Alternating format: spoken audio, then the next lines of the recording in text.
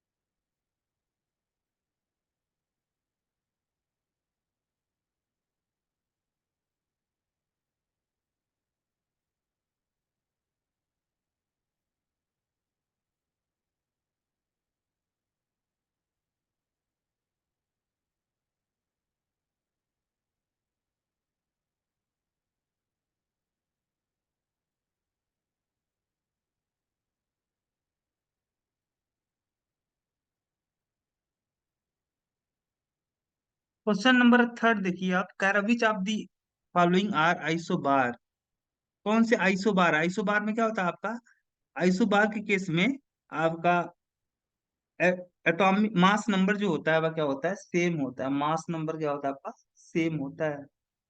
तो अगर इस तरीके से आप बात करोगे तो आपका ऑप्शन सी सही होगा। क्यों? क्योंकि यहाँ पे आपका जो मास नंबर है 40 है, तो यहाँ पे भी मास नंबर 40 है। बाकी सारे केस में आपका मास नंबर जो है डिफरेंट है। Differ in the physical property. Physical property में जो डिफरेंस आपका कौन रखता है? Isotope, allotrope, isobar, isotope and allotropes. Isobar में तो आपका जो होता है फिजिकल प्रॉपर्टी सेम होता है, क्योंकि मास नंबर सेम होता है ना। तो ये ऑप्शन तो आपका हो नहीं सकता। आइसोटोप, आइसोटोप में एटॉमिक नंबर सेम होता है, केमिकल प्रॉपर्टी सेम होगी, बट दियर फिजिकल प्रॉपर्टी क्या होगी आपकी? डिफरेंट होगी। तो ऑप्शन नंबर ए। एलोट्रॉप में आपके सेम फिजिकल प्रॉपर्टी होगी, है ना। फिर आपका है question number 5, in the Thomson model of atom which of the following statement are correct. तो mass of an atom is assume to be uniformly distributed over the atom, yeah correct, ये true है। Positive charge या assume to be uniformly distributed over the atom, yeah correct, सही है ये भी आपका, है ना। Electron are uniformly distributed in the positive charge sphere, correct है आपका, ट्रू है। Electron attract each other to stabilize the atom. Electron एक दूसरे को अट्रैक्ट करते हैं? नहीं भाई, ये तो गलत है आपका, फाल्स है ना। ऑप्शन फर्स्ट, सेकंड, थर्ड, है ना, ये आपका सही है। In the sample of ethyl acetate, the two oxygen atom have the same number of electron, यानी इलेक्ट्रॉन की संख्या क्या है? सेम है, but different number of neutron. तो इसका मतलब हुआ कि अगर आपके दोनों ऑक्सीजन एटम सेम नंबर में इलेक्ट्रॉन रखते हैं, इसका मतलब होगा इसका एटॉमिक नंबर क्या होगा? दोनों ऑक्सीजन एटम के लिए एटॉमिक नंबर सेम होगा। इसीलिए एक दूसरे, ये जो ऑक्सीजन होंगे वह एक दूसरे के क्या होंगे? आइसोटोप होंगे। तो ऑप्शन नंबर आपके क्या आएगा? सही, सी।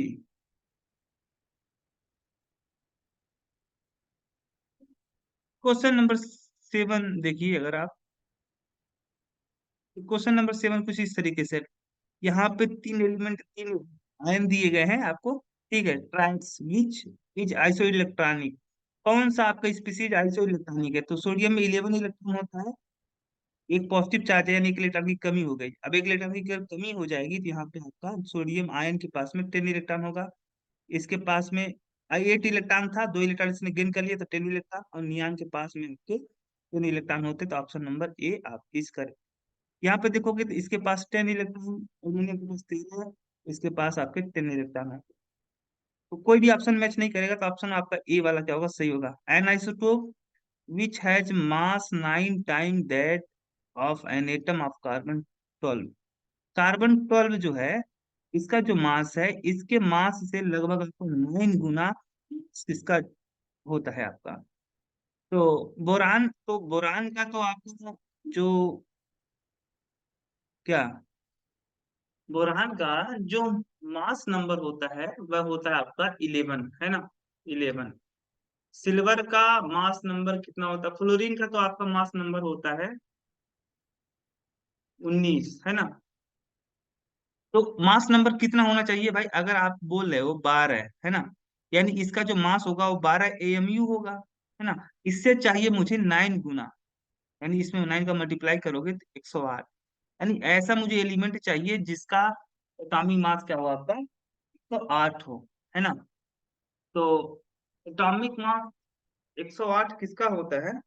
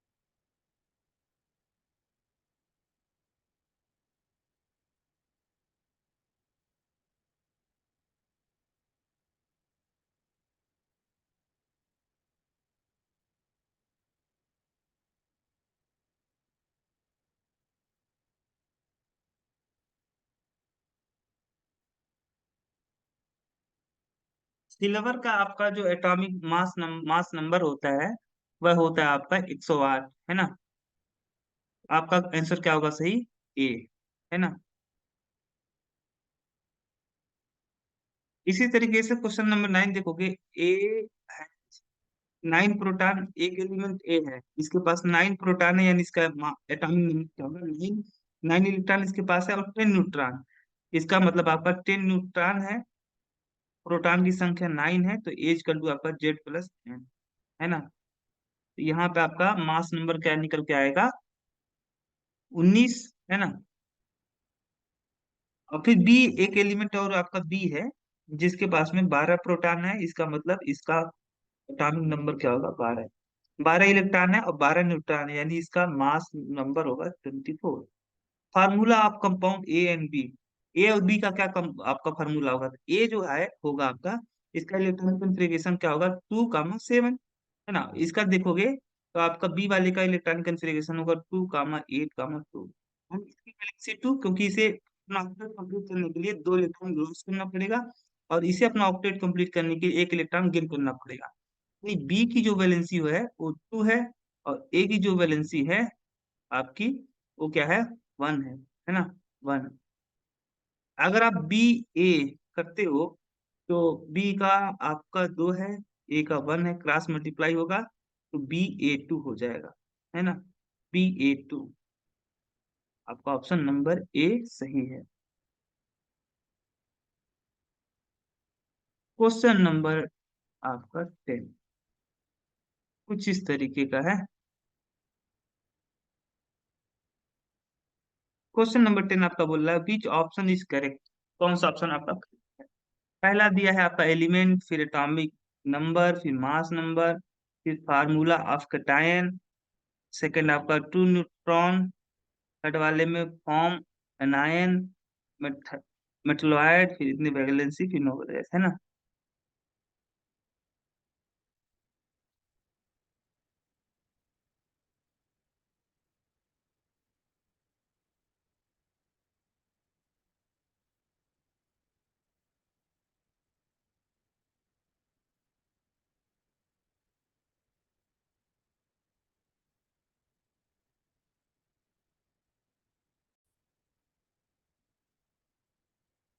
क्वेश्चन नंबर 10 देखिएगा, अगर आप कह रहा which option is correct, element A है ना, इसका एटॉमिक नंबर 1 है और मास नंबर आपका 3 है, इसका इलेक्ट्रॉनिक कन्फिग्रेशन करोगे तो 1 आएगा, है ना।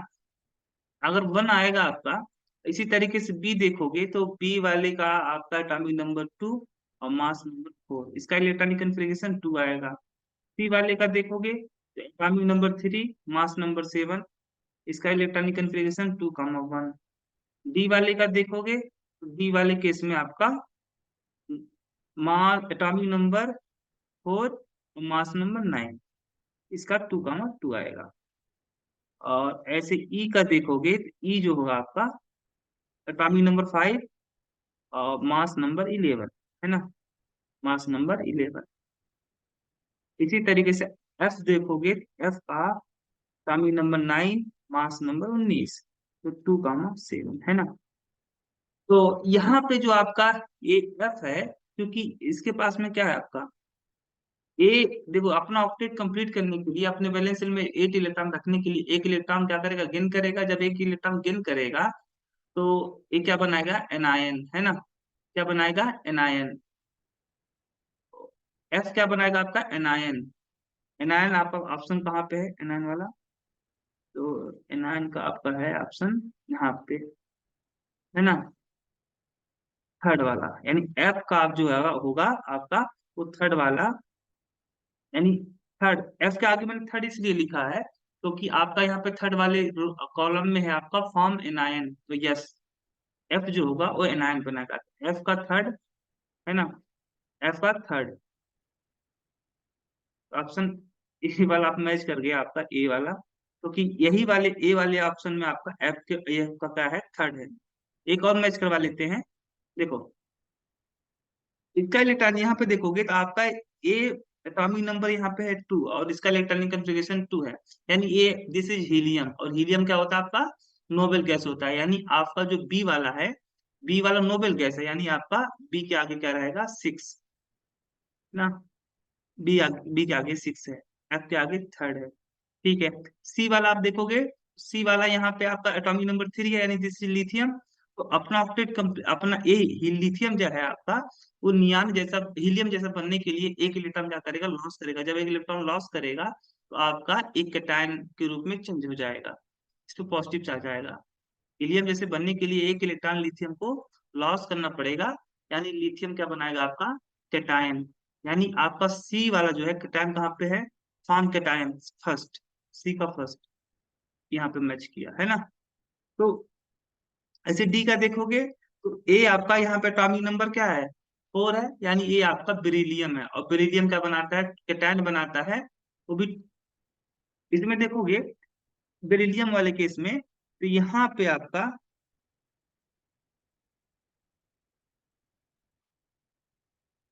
बेरिलियम का वैलेंसी कितनी है यहाँ पे, क्योंकि जब दो इलेक्ट्रॉन लॉस करेगा तो मैंने बताया था वैलेंसी क्या होता है, the number of electron which are loss or gain or share by an element to obtain nearest noble gas configuration are called valency. तो ये नोबेल गैस जैसा बनने के लिए दो इलेक्ट्रॉन अगर लॉस कर रहा है तो इसकी वैलेंसी क्या होगी, 2 होगी, यानी डी का ऑप्शन क्या होगा, डी की वैलेंसी कितनी होगी, 2।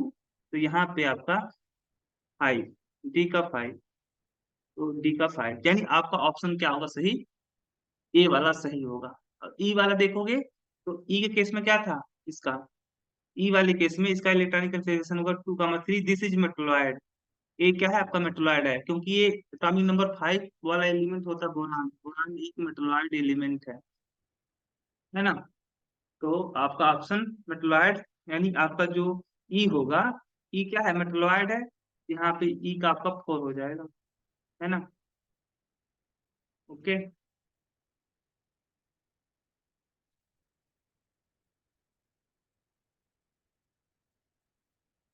फिर आपका ई वाला देखिए आप, ई वाला आपका बोला जा रहा है, ई वाले केस में कि ट्रू और फॉल्स बताना है ना।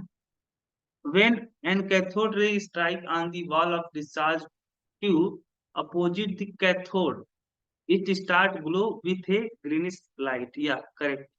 ये है आपका true. Electron is an atom और electron in an atom are stationary. Yes correct. Electron जो होता है आपका एटम के अंदर वह स्टेशनरी होता है, मतलब वह किसी पर्टिकुलर ऑर्बिट में ही क्या लगाता है, चक्कर लगाता है। This is also true. Mass number of an atom can not be fraction. Mass number जो होता है, यस करेक्ट। मास नंबर आपका फ्रैक्शनल नहीं हो सकता। एटॉमिक मास जो होता है वह फ्रैक्शनल हो सकता है, मास नंबर आपका फ्रैक्शनल नहीं हो सकता, क्योंकि मास नंबर जो होता है वह नंबर ऑफ प्रोटॉन और नंबर ऑफ न्यूट्रॉन के योग से इक्वल होता है। प्रोटॉन कभी फ्रैक्शनल नहीं होता, नंबर ऑफ प्रोटॉन फ्रैक्शनल नहीं हो सकता, नंबर ऑफ न्यूट्रॉन फ्रैक्शनल नहीं हो सकता, दोनों होल नंबर होंगे तो इनका समेशन भी क्या होगा, होल नंबर। ये आपका क्या था, मास नंबर या मास नंबर आपका फ्रैक्शनल नहीं हो सकता, यानी ये स्टेटमेंट आपका ट्रू है। The density of nucleus is low. No, density of nucleus क्या होता है, हाई होता है, यानी फॉल्स है। In an atom number of electron is equal to number of proton. Yeah correct, true. The noble gas are chemically inactive because the outermost shell is in their atom is completely filled up। या correct, true. Uranium has two isotope, इतना है ना। Uranium के दो isotope होते हैं। Uranium के कितने आइसोटोप होते हैं, दो आइसोटोप होते हैं। और जो 35 वाला आपका है ना, 235 वाला जो आपका है यूरेनियम, वह क्या होता है, रेडियो एक्टिव होता है। और इसी कारण से ये क्या होता है, कहाँ पे यूज होता है, न्यूक्लियर रिएक्टर में यूज होता है। करेक्ट है ना। तो radio active dating of glacier is done by measuring the radioactive level of tritium। Correct, true है ना। मैच करवाना है मुझे, मैच दी कॉलम है ना। तो अगर मैच आप करवाओगे, कैथोड रे जो है आपका, कैथोड रे जो होता है वो निगेटिवली चार्ज होता है ना, निगेटिवली चार्ज होता है। और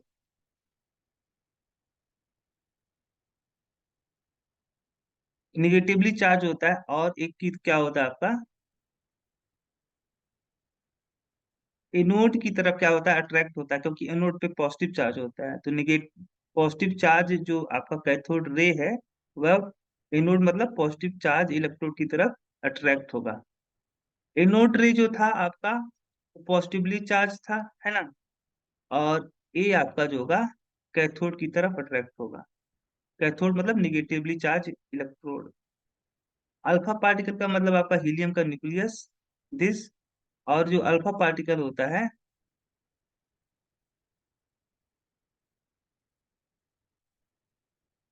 अल्फा जो पार्टिकल था, वो अल्फा पार्टिकल आपका न्यूक्लियस द्वारा रिपेल किया जाता था, क्योंकि न्यूक्लियस पे पॉजिटिव चार्ज था। तो पॉजिटिव पॉजिटिव के बीच में क्या होगा, आपका रिपल्सन, है ना। फिर आपका है यहाँ पे हाइड्रोजन। सबसे ज्यादा मोस्ट अबेंडेंट एलिमेंट आपका इस यूनिवर्स में कौन सा है, आपका हाइड्रोजन है ना।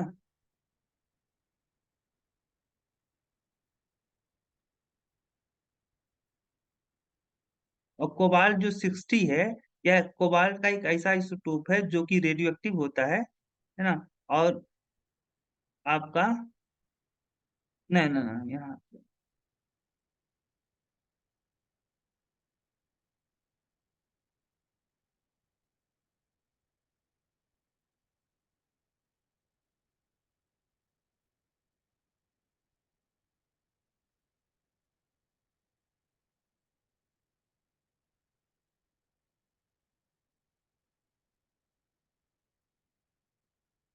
इसको सही से मैच करवाते हैं, थोड़ा सा घबरा जा रहा है। कैथोड रे जो था वो निगेटिवली चार्ज था, है ना, कैथोड रे। और ये आपका एनोड की तरफ अट्रैक्ट होगा, क्योंकि एनोड पे पॉजिटिव चार्ज होता है। एनोड रे पॉजिटिवली चार्ज था, और ये आपका कैथोड की तरफ अट्रैक्ट होगा। अल्फा पार्टिकल जो था, ये आपका अल्फा पार्टिकल है, और अल्फा पार्टिकल जो था वो न्यूक्लियस से क्या होता था, रिपेल होता था। और कोबाल्ट 60 जो है आपका रेडियो एक्टिव होता है ना। और रेडियो इसका ट्रीटमेंट किया, इसका मतलब यूज होता है कैंसर के ट्रीटमेंट में। हाइड्रोजन जो है आपका मोस्ट एबिंडेंट एलिमेंट है इस यूनिवर्स में, और इसके पास में कोई भी न्यूट्रॉन नहीं होता है ना। अब यहाँ पे भी मैच करवाना है, इलेक्ट्रॉन जो होता है वह निगेटिवली चार्ज होता है, न्यूट्रॉन क्या होता है, कोई चार्ज नहीं होता है।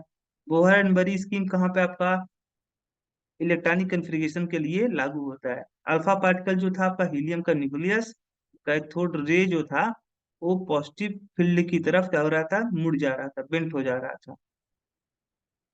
तो ये हमने सारे क्वेश्चन सॉल्व कर लिए हैं, है ना।